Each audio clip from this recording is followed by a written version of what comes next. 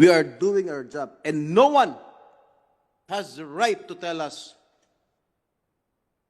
to stop talking here. And you do not have the right to tell us what to do. Who are you? Who are you to tell us to stop asking questions?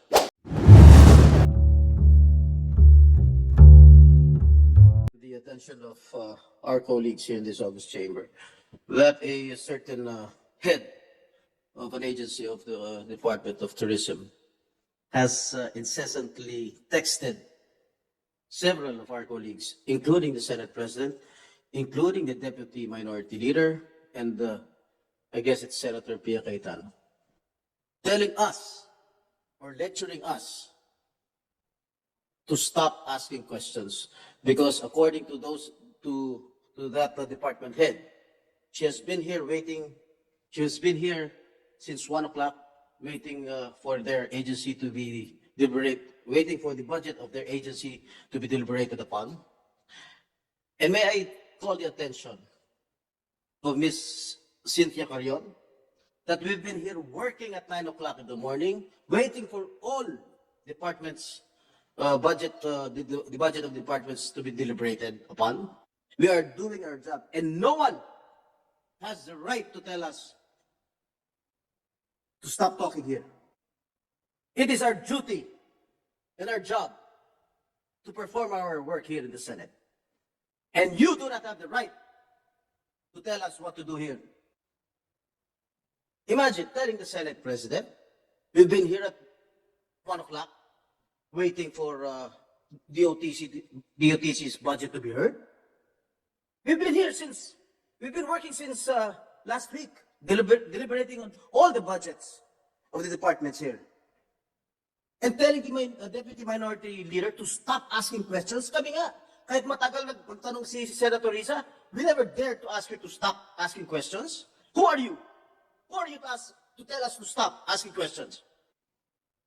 Remember, if one of us tells the sponsor to defer the budget of DOT, what will happen to you? You cannot do anything. You cannot do anything here. If I move to defer your budget or to slash the budget of DOT because of your actuations and because of your actions towards my colleagues here, what will happen to the budget of DOT? Imagine even Senator Pia Cayetano, you've been texting her even before. That's what I heard from her regarding E.J. Obiena's performance. She's a senator, she's a lawyer, she knows what to do. She's a senior member here in this August chamber. You've been a member of PSC, am I right? So you know how the budget runs here in the Senate, or even in Congress. You know, we spend 3 hours of the morning here. Am I correct? And why are you complaining? The secretary is not complaining. She is a neophyte secretary. She never complained. Who are you to complain? The secretary is a good friend of all senators here. She never complained. Kahit siguro alas 3 na ma-hear yung budget ng DOT, hindi magre-reklamo yan. Because she knows what's happening here in Congress, or in the Senate in particular. I think our colleagues, they deserve an apology. To sponsor Senate Bill number 2491 under Committee Report number 171. This substitute bill is a consolidation of measures introduced by Senators Padilla, Cynthia and Mark Villar, Revilla, Lapid, Villanueva, and this representation.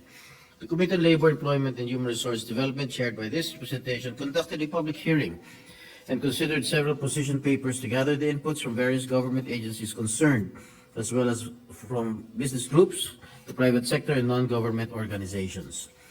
This bill aims to institutionalize a new system for a national apprenticeship program which shall be supervised by the TESDA, as well as elevate the present standards for the training and development of apprentices in a bid to promote skills, acquisition, and youth employment. This legislation seeks to tackle the persistent problem of job skills mismatch, address demand in emerging industries, and provide a highly skilled, competent, and certified Filipino workforce through a form of education and highly technical training which will enable an apprentice to acquire the competencies required to train in an occupation with training allowance consisting of both on-the-job and off-the-job training that leads to a recognized qualification. Among the key provisions in this proposed legislation include: number one, an apprentice who must be 15 years old and above must pass a set of aptitude tests designed by TESTA to determine the readiness for apprenticeship. Number two, the apprenticeship period is based on the duration of training required in TESTA training regulation and on the complexity of the highly technical skills to be learned by the apprentice. Number three, during the apprenticeship period, the apprentice will receive an allowance which shall not be below 75% of the applicable minimum wage rates. Number four, an apprentice is also entitled to accident or disability insurance. Number five, the certified apprentice who would be hired by the same enterprise for the same occupation requiring the same skills and qualifications will no longer be required to undergo the probationary period. Number six, upon completion of the apprenticeship, a training certificate shall be issued to the apprentice by the authorized enterprise. The apprentice shall also undergo TESTA's national assessment and certification for qualifications with TESTA promulgated training regulations, and successful candidates shall be awarded a national certificate or a certificate of competency. Number seven, certified apprentices shall be awarded equivalent unit credits in the formal system of education that can be used in pursuing tertiary degree courses subject to the integrated policies and guidelines on equivalency and the recognition of prior learning of the TESTA, Commission on Higher Education, and the Department of Education. Number nine, companies that would be included in the apprenticeship program are entitled to some form of sweeteners through tax incentives from the national government. Enterprises shall be allowed to deduct from their taxable. Ba't may bubble gum dito? May bubble gum. May bubble gum eh. Enterprises shall be allowed to deduct from their taxable income the amount of 50% of the labor training expenses incurred from developing the productivity and efficiency of apprentices, provided that such expenses shall not exceed 10% of their total direct labor expenses. And number 10, a provision on non-discrimination of vulnerable groups for acceptance of the apprenticeship program. The Philippine education system is trifocalized. The Department of Education supervises basic education. The Commission on Higher Education for the tertiary education, composed of the baccalaureate degree programs, and TESTA for the technical vocational education and training, or the TVET. The apprenticeship program, which is an enterprise-based TVET program, is just one of the major modes of TVET under TESTA. Under this bill, TESTA, through the Office of Apprenticeship, shall determine and issue an initial list of apprenticeable occupations and approve new apprenticeable occupations as endorsed by a multipartite body. It shall likewise approve apprenticeship programs applied for registration by enterprises, monitor compliance in coordination with the DOLE, and issue resolutions on complaints arising from the apprenticeship agreement. Mr. President, human resource development is vital for inclusive national growth.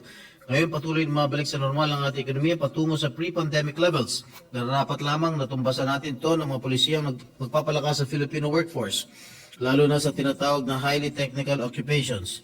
But let me state for the record that apprenticeship programs do not only pave the way for gainful employment, they also serve as a vital source of skills acquisition and talent development, which equip individuals with the necessary skills for well-paying and stable occupations, and at the same time address the skills gap that threatens the country's competitiveness in a global economy.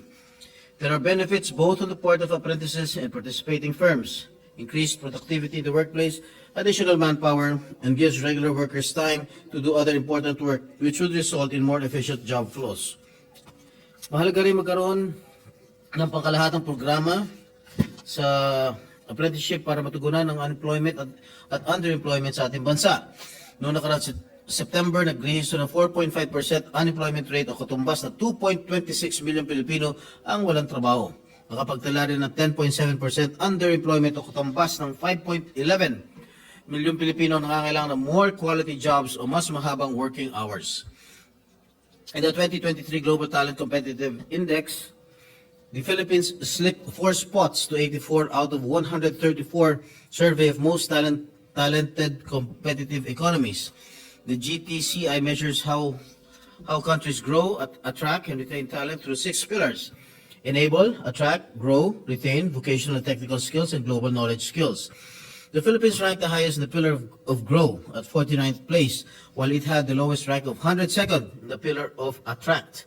For the remaining pillars, the country ranked 54th in global knowledge skills, 86 in vocational technical skills, 89th in enable, and 92nd in retain. Simula noong 2013, ay sinusulong ko na po ang pagkakaroon ng enhanced apprenticeship programs sa mga kabataan para magkaroon tayo ng highly competent and skilled workforce na matutugunan ang pangangailangan ng iba't ibang sektor.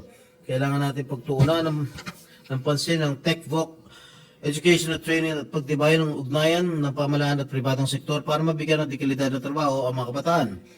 This is our way of investing in human capital to help in sustained and inclusive economic growth, the most powerful instrument in reducing poverty and improving the quality of life in our country. According to the ADB, newly emerging industrial technologies, sometimes referred to as Industry 4.0, are rapidly changing the nature of work and consequently the demand for skills. These developments pose a particularly significant challenge for developing nations that have traditionally relied on industrialization and its capacity to generate high-paying jobs as a path toward economic growth and prosperity. Researchers have also noted that TVET increases productivity and income of the poor. In the short term, skill upgrading enhances the employability of the unemployed and facilitates transfer to new occupations of the underproductive currently employed. Evidently, we see the need to better equip our new generation of workers with updated skills and trainings to enable them to land lucrative jobs, meet the demand for highly technical emerging industries through a national apprenticeship mechanism, and make them part of a vibrant economic mainstream. Once this measure is approved, it will provide a greater emphasis on enterprise-based training and make training continuously relevant to the industry needs with rapidly changing technology. Several government institutions such as the DOLE, TESDA, as well as business groups, the Makati Business Club, and Employers Confederation of the Philippines, express support to this measure as they express concern by how difficult it is to fill jobs despite high unemployment. With this measure, we will provide more consciousness to get into tech-voc education and training, which is really the key for better employment and competitiveness. And according to the National Economic and Development Authority, or NEDA, the Philippines aims to become a middle-class society free of poverty by 2040. This vision, which presents both challenges and opportunities for economic development, could be attainable as we seek to ensure a continued supply of highly skilled and properly trained Filipino workers. As of end of 2022, TESDA registered a total of 946 apprenticeship program implementers in a span of 5 years. Also, there were 131,802 graduates of the apprenticeship program from 2018 to 2022. Once this measure is implemented, we expect the number of partner enterprises and apprentices who will participate in this program to increase. Currently, the top 10 sectors offering apprenticeship programs are the automotive and land transportation, metals and engineering, electrical and electronics, garments, processed food and beverages, tourism, construction, information and communications technology, social, community and development, and agriculture, forestry and fisheries. These industries may change as demand for highly technical skills continue to emerge. Mr. President, this measure is listed as a priority measure by the Legislative Executive Development Advisory Council, or LEDAC. Sa puntong ito, hinihimo ko po ang ating mga kasama sa Senado na suportahan ang panukalang batas na ito.